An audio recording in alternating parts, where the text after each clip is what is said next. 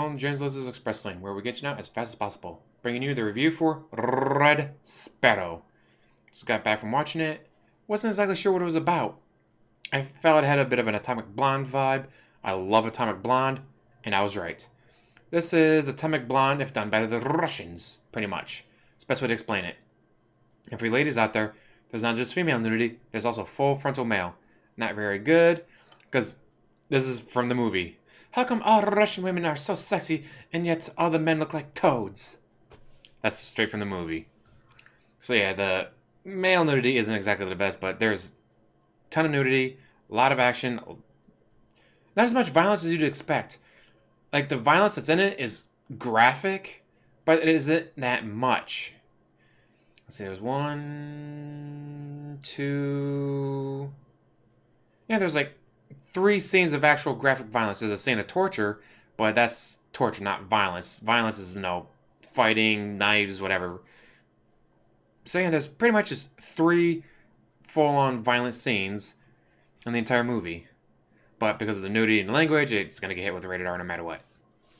But, like I said, it's Atomic Blonde if done by the Russians. Full-on Atomic Blonde vibe of what the who the what, huh, how, why? I guess I'll do a spoiler at the end.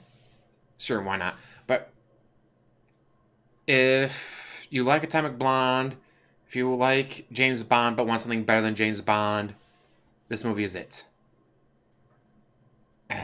Like James Bond's all about the gadgets, well, this one's all about the suspense, all about the thriller, all about the intensity, all about the characters. You follow the main character, but she meets some American spies, she meets some Budapest people, the whole thing is about this former dancer. She was a ballet dancer, then she broke her leg during a performance. After that, her uncle, who works for not the KGB, whoever replaced the KGB, recruits her. It's like, hey, we're going to send you off to this special school where you'll learn to become a Sparrow. And I was thinking this is going to be like the Black Widow training from Avengers, like something like that. But it wasn't. They weren't trained how to fight. They weren't trained how to torture. They weren't trained how to do anything physical, but meow, meow, meow. Both male and female. Male and female candidates, whatever you want to call them, are trained in spotting the subject and finding out what they want physically, sexually, emotionally, so you can manipulate them. Oh, that guy likes little boys? Well, you're going to have to find a way to, get him to attract to you. Stuff like that. I mean, during the training sequence, the person I brought with me is like, what kind of movie did you drag me to? Hey, I said this with Death Wish, and you chose this. Because I never heard of Death Wish before. God, this movie's weird. Yeah, there are some scenes that are fucking weird. But they kind of need to be there for the whole atmosphere of the movie. Thankfully, they only spend about 20 minutes on the training, and then they get back to the action, and just... Again, the training sequence was just weird. Don't take your mom to see this movie, is what I'm saying. No. Heck, maybe you don't even want to take your friends with you. This movie is weird in spots. But other than that, the ending, I was like, come on, let this ending happen, and they didn't.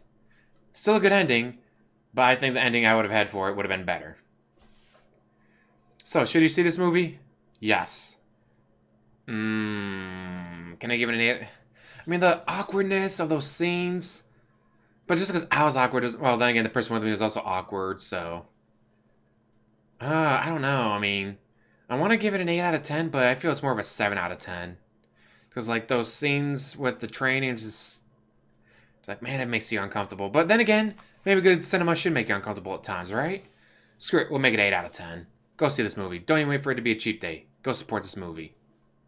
Now, give you a few seconds before we start the spoiler section. 1, 2, 3. Alright, spoiler section. My ending would have been, she was a good Russian spy the whole entire time. None of this, I'm gonna be an American. Yay, I get to go to America, yay. No. All this would have happened. Looked like, oh, she's gonna betray her country to the Americans, and then... Nope. Nope. She stays a good Russian spy. Like, I think that should have been the ending they gone with. But that's not the American ending. That's, that's a mind-blowing ending that you just wouldn't expect. Like, go through all this, like, oh my gosh, she finally gets the... Oh, and the whole reason she gets recruited is because she's supposed to find out the name of the mole and the Russian intelligence and all that. And she does. But I just feel it should have been better if she turned out to be a good Russian, find out who the mole was, and then to like, oh, she's gonna betray her country to the Americans. She's gonna do all this, and then she gets the Americans killed and goes, he's the spy. Kill him. But in the end, the mole actually confronts her at the end, and so she has a choice. Now, does she turn him in or does she not? And she does. But it's not the mole. It's her uncle. She set him up. She was able to get stuff planted in his apartment and all that to make it look like he was the mole. Which, I mean, that was a great twist. Like, the mole even says, like, hey, turn me in. They will trust you forever. They will never look at your way again. You'll be able to get all these secrets from them and give it to the Americans. If you turn me in, I'm ready to die. My wife, and the reason the mole turned on his country was he had a wife. They were at whatever embassy, and she was sick.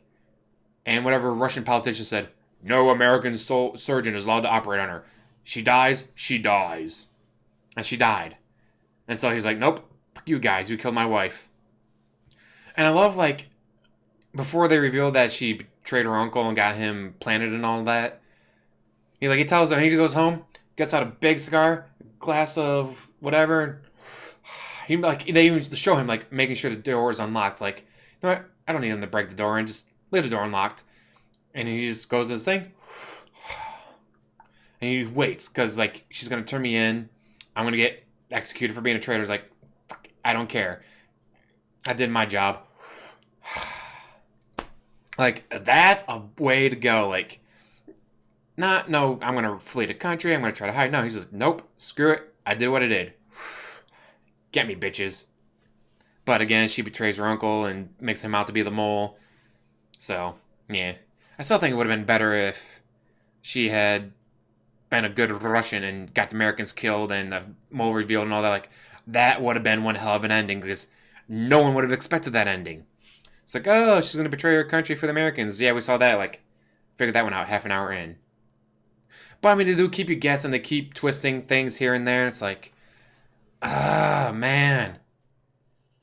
Is she going to betray her country? She's going to betray the Americans?